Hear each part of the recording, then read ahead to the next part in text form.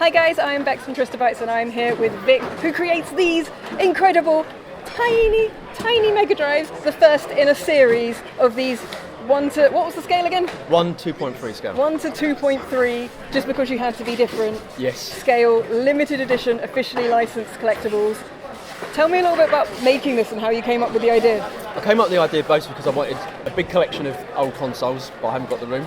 Mm-hmm. So I've got one tiny little broom cupboard, and it was really just, how many can I buy that I can fit on one shelf? And it was about 2 consoles.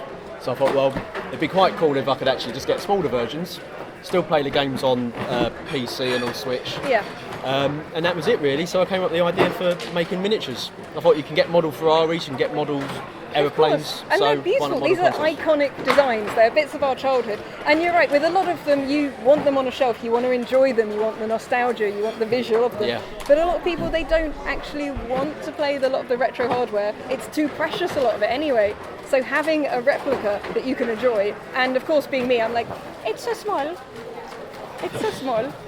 Why 1 to 2.3 scale? So we worked out the size of all of the various consoles, and that was the scale which actually seemed to fit every console that's gone in the past. Mm-hmm. So, obviously there's some really large systems out there like the Xbox. Yeah. The Sega Master System's quite wide, and then you've got things like true. the PC Engine, which are really small as well. So if we did any other scale, then it sort of tipped over the edge one way or the other. We've made the systems too small at the small end or too big at the big end. So you kind of worked it all out on paper or bits of cardboard and thinking ahead, which is cool, because I think a lot of people would make one of these and just be thinking of this, but you're planning right from the start that this is going to be a series. Yep, we want to be the Funko of games consoles, hopefully. The Funko of games and consoles. And home computers. Yeah, I want to get to the point where we don't. There's not a games console variant that isn't available as a model. That's a bold claim. There's a lot of different colours of some consoles. Yes. There's a lot. I saw a Hello Kitty Dreamcast because we're here at the London Gaming Market, and I saw a Hello Kitty Dreamcast over there, and I was tempted by that. Very nice. The only difference is it's got Hello Kitty on it. Do you think that could be on the cards? Well, once the mould's done, doing different decals is more than possible. That would be awesome, because all the different translucent versions. Yeah. And if you're collecting the full-size consoles, you might not actually want like 55 N64s. Exactly. I'm just approximating how many colours they were, I'm sure, or something like that. But you could have a little row of them. I mean, even the Megadrive Japanese, Megadrive UK and Genesis, just together would look quite cool. And the different versions of the Saturn, that lovely kind of blue and white grey version of the Japanese Saturn was beautiful. Yeah. So it's a space thing as much as anything else, but it's also been able to collect the rare systems that you can't really buy. Not everyone can get some of the rare variants, so that's what we're going for. So the detail is incredible. Everything, the switches move, and it feels like the switches on the full-size one. Like, I'm getting nostalgic about a Switch. I'm not sure what that says about me. Probably something completely good and sane. And the controller, it feels like you could almost use the buttons. It's stuck. I've got to stop picking up things that are stuck to things. It's adorable, and I really admire the attention to detail you put in to make it absolutely perfect. I mean, even the little manual, is this also stuck? It's also stuck. Everything is stuck. You haven't got one? One I can pick up. Oh no, it's all going to be thrown for consistency. Yay! You glued everything down to stop people like me. That's what it is. That was glued down originally. It just got picked up enough times it actually came off. Well, yeah, that'll teach you. Yeah. So the controller is perfect, and the manual, it has this grid. There is just something about this gridded paper. We thought, rather than having plug-in connection instructions, which would be really boring, we've actually just put info of the specs of the Megadrive and a brief history as well. A tiny little history of the Megadrive, that's amazing. So hopefully every system that we do will have a nice little info card that goes through it. We're breaking everything, it's fine. And the box as well is beautiful, and the fact you've got all the games on the back.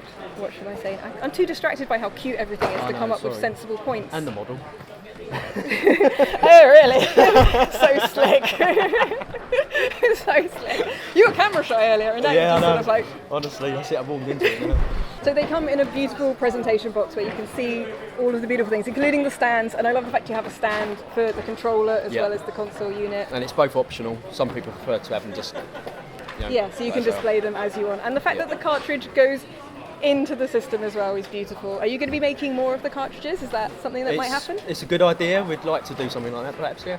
Yeah, so your favourite games could appear to accompany your Mega Drive. Yeah, absolutely. So how many of these are there in the world? Because these are quite limited, aren't they? Yeah, we're limited to 2,000 for Europe and North Africa because that's where we're licensed. We'd like to move into the United States as well at some point if we can, but for the time being, it's mostly Europe. Yeah, I know certain people in Australia and places that are very unhappy that these aren't yeah, currently being I've noticed shipped on out Twitter, there. yeah. So worldwide global appeal is already being encompassed by the nostalgia that is the Mega Drive Mark 1. But we've marked them as limited on the bottom as well.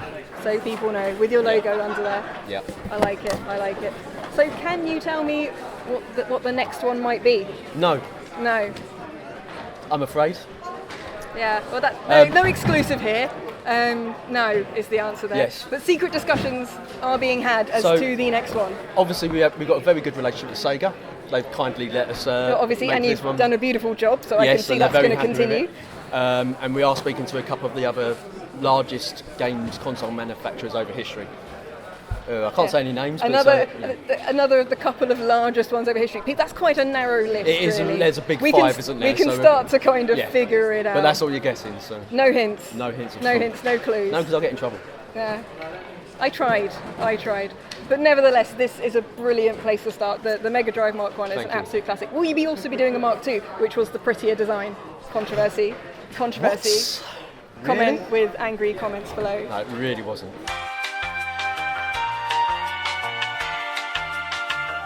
It comes with a less attractive Mega CD. I didn't have either Mega CD, so I longed after both so much that they were both beautiful to me. I'm not Mark East. I don't Markist. know. Markist. That's not a word. We've invented a word. They were both beautiful machines, but you started at the start. I'd like to see a Master System too, as I'm repping the Master System controller. I mean the Master System was my first proper games console. So I had the Mark II. Again. Yeah. Which I admit wasn't quite as pretty as the Mark 1 there. No, it's a very pyramid-ish type system.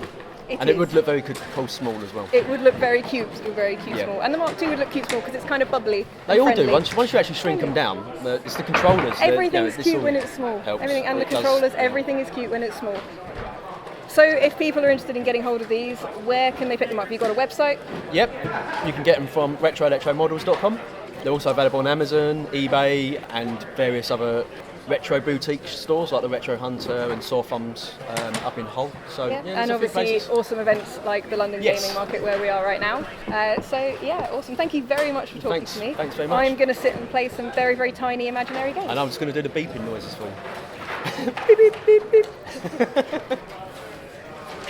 You're awesome, thank you. And of course, I now own one of these.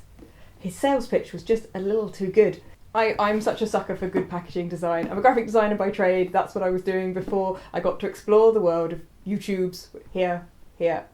Anyway, so nice packaging and quality packaging is something that I really care about because it's a massive part of the process. And when you have collector's items like this, it's important that it is a display case, that you're getting something that is reflective of what's inside it, really. I love the fact that on the front here, this Mega Drive here, actual size, not to scale, actual size. I don't know why that makes me quite as happy as it does, but it really makes me happy. That's probably quite childish and silly of me. And inside, you can see all of the beautiful contents. The main unit itself, the tiny, awesome instruction book manual, which is full of history of the Mega Drive. You have the replica box, you have the gorgeous little controller, the tiny Sonic 1 cartridge, and the stands for the two as well. I have been told though that it's quite difficult to get these out to make sure that nothing could move around and things wouldn't fall out at all. They got slightly overzealous, they said, on the size of these little pegs. So we'll start with the easy thing, which is the tiny instruction manual, and I've borrowed a Mark 1 instruction manual so you can see they are identical in every way that matters, just one is super small and super cute. The next thing I'm going to take out is this little replica box. They haven't made these boxes to scale because it would get too difficult, they said, for all the other models and all the things they want to do, because some of the boxes were absolutely huge back in the day. So this just makes an awesome tiny little collector's piece in itself, and it has all the games on the back. It's so cute, includes Sonic the Hedgehog. Obviously not the same as the box I got with mine because I have a Mark II with Sonic 2.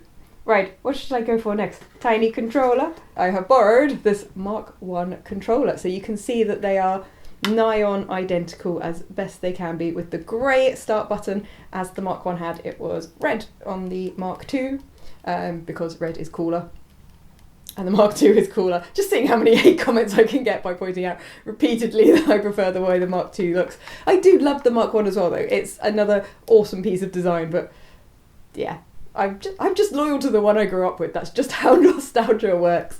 But as you can see, it is a lovely replica of the Mark I controller. It is gorgeous. They've even tried to put the little screws in roughly the same place on the back, which I think is utterly adorable as well. The only thing I would have liked would have been to have a tiny cable, but that would have made it much harder to display, and it couldn't really have been, it would have been too fiddly and too small. That point's moot.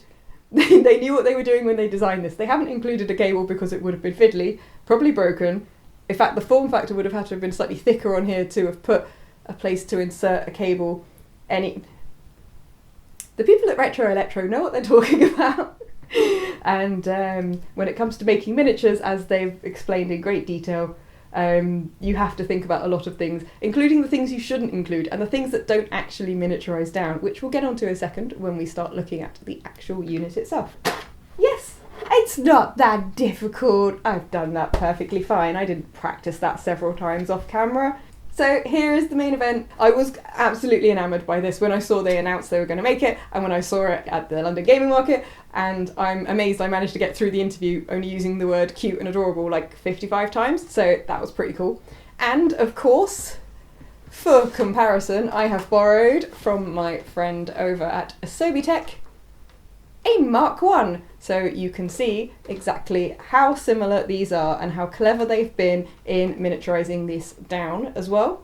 So they had to make some clever decisions, and I hadn't actually realised to start with, but they'd said that they wanted to make the vents on the side into sort of holes through, as you can see on the main one, but it would have made everything far too weak structurally and they might have snapped, so they went for the decision of just making them indentations, which gives the effect of it being exactly what you expect, but without the risk of anything breaking. And so there are various choices they made like that, which are really, really clever. The same with miniaturizing the doors on the cartridge slot. Of course, the mechanism that works at this scale does not work at this scale. So they've made working cartridge slot doors in a way that will survive basically being at this scale and is possible to print. So that, again, is another clever decision. And it's these things that you don't really think about. You kind of think like, oh, they just scanned one of these and then they just shrunk it down and then it's one of these. But actually there's a massive amount of decision making that goes on to do that. So that was really cool and really clever. And of course the Mark I, much as I say about how I love the Mark II because that's the one I grew up with, the Mark I is a gorgeous piece of design work.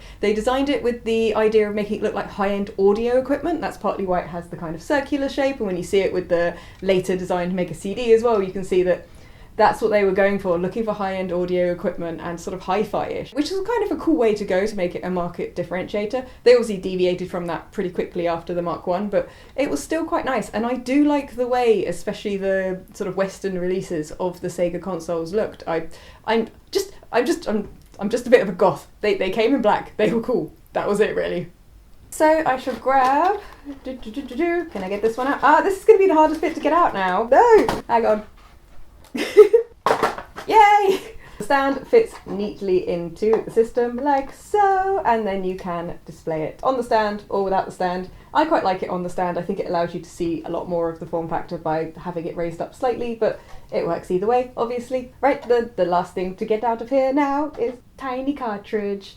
And of course, my copy from my childhood. Look, it's one bit of retro things I did not borrow from somebody else. And I open the box of my own Sonic 1. Yes, I can. So here is my Sonic 1 cartridge to compare to the tiny Sonic 1 cartridge.